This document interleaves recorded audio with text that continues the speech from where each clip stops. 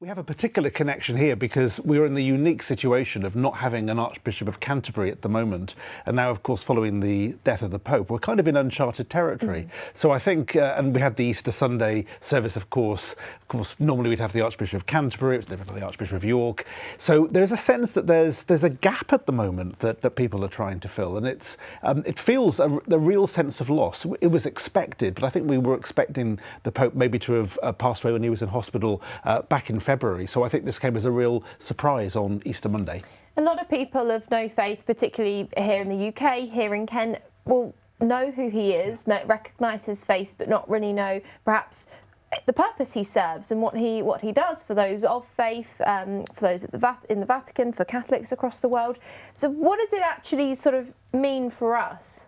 Well, I mean, he's the spiritual leader. I mean, there's this direct continuity all the way back to St. Peter and indeed then to Jesus himself. So what's interesting here is the way such a humble figure, somebody who didn't live, you know, in the more resplendent parts of the Vatican. If you've seen the film Conclave, you sort of have this sense of all these great sort of trappings of power. But he was somebody who lived in guest lodgings. He was somebody who, in a way, didn't fit the kind of aloofness and detachment that has often been a bit of a problem for the Catholic Church as well, with obviously issues around child abuse. So that sort of sense of, you know, is there a real understanding of what's going on, some of the this worldly problems that are going on?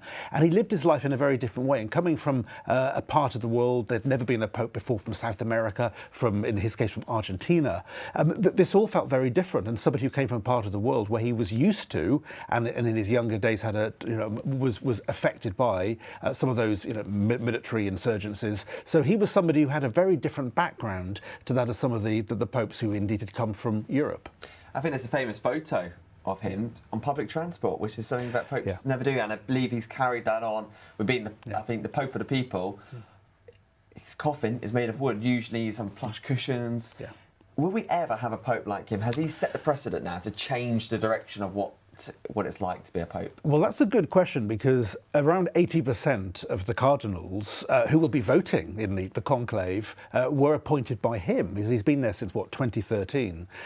So it could go to somebody who's also progressive.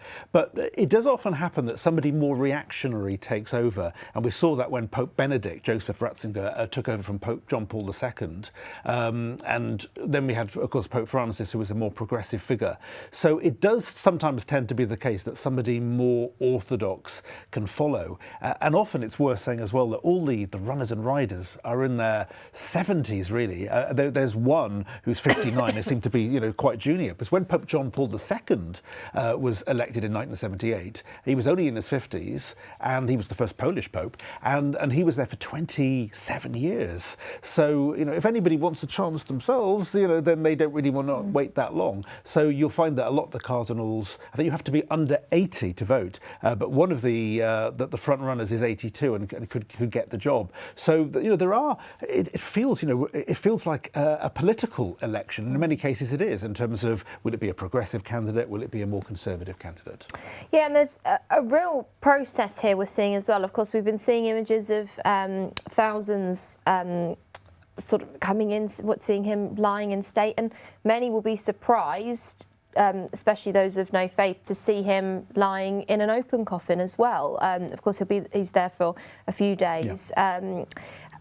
Tell us a bit more about that process, because there are certain things that have to happen in a certain amount of time as well, like his funeral is on Saturday. Yeah, that's right. And it's sort of between 4 and 6 weeks usually then that you'd have the conclave.